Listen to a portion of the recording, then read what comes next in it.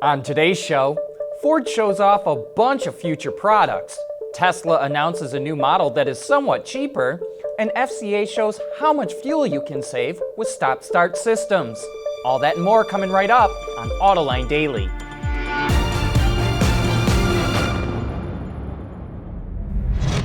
This is Autoline Daily, the voice of the global automotive industry.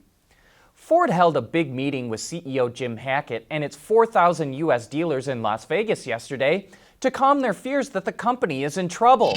Hackett and other company officers showed dealers a bunch of future products that are coming, and it made clear it will replace the Fiesta, Focus, and Fusion with crossovers that cost about the same. Ford will also deliver cars to dealers in 38 days after they order them, compared to the 82 days it takes today. And no doubt you've seen those television ads for Built Ford Tough. Well, now they're changing that to Built Ford Proud. The ads will launch this Saturday on digital, print, and broadcast outlets and will feature actor Bryan Cranston from the popular TV series Breaking Bad. We also got our first look at the Mustang Shelby GT500. So far, Ford has only teased the car, but somebody at the meeting sent out this photo and it made its way to Instagram. That sure looks like one wicked snake. And Ford announced it will make an additional 350 examples of the Ford GT. With the average price around $500,000, that will bring in an additional $175 million. But you still have to go through the extensive application process if you want to get your hands on one. And despite all the big news, Wall Street largely yawned at all these Ford announcements. The stock price dropped nearly 3% to only $8.51 a share.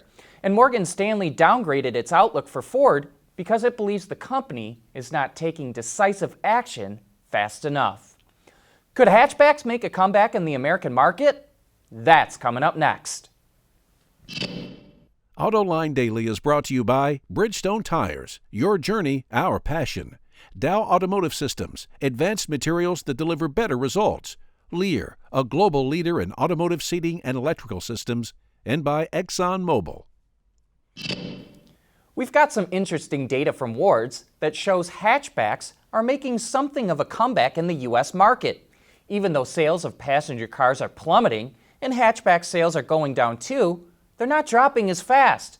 And so as a percentage of sales, hatchbacks are growing.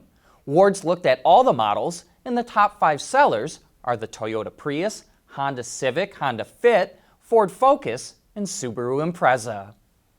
Tesla is now taking orders for its mid-range Model 3, which boasts a range of 260 miles and a starting price of $45,000. This is a version of its long-range 75 kilowatt-hour battery pack with a few cells removed. But the price is still well short of the $35,000 version it's promised since before the first Model 3 even rolled off the production line. Here's our Autoline insight. It's probably going to be a while longer before we see the entry-level Model 3. Elon Musk went as far to say on Twitter that with federal and California tax rebates, the mid-range model costs $35,000. Continental developed what it calls the new wheel concept, which is a wheel, tire, brake system designed for electric and ride-sharing. Regular steel brake rotors used in EVs have an issue with corrosion thanks to regenerative braking, since the pads don't wipe the rotors as often. So Conti uses an aluminum brake disc, which reduces corrosion. And since the discs don't wear down as fast, particulate emissions from the pads are reduced. The new wheel concept uses smaller brake calipers, which helps lower cost and frees up more space. And it doesn't weigh as much, which lowers the cost of ownership since it doesn't need to be serviced as frequently. Stop-start systems save gasoline, and if you've got a Hemi, you'll be surprised at how much they can save. A surprising amount of fuel. In that first customer experience is auto stopping the engine. That that is where we ultimately take the engine and from what would be in our Hemi application about a half a gallon an hour worth of fuel consumption, and in a 90-second type of auto stop duration, you'd save about this amount of fuel. And it doesn't seem like that much, but as you add them up, 10 auto stops per day on average, it's a real savings that we would ultimately yield from that. And that's just from auto stops alone. So when you come to a red light, a stop sign, the engine shuts off to save fuel, and you're saying over the course of a day you'd save, I don't know, almost half a water bottle worth of gas? Yeah, you can see that will add up, this being about the equivalency of 90 seconds worth of fuel savings here. Oh, that's just 90 seconds? That's just one stop. Yeah, about 1.7 fluid ounces would be saved in 90 And he said you do about 10 of those a day.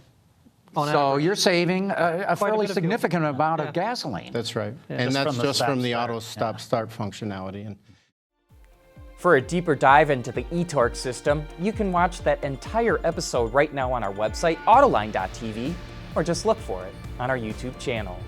But that's it for today. Thanks for watching. Have a great weekend. We'll see you here again on Monday.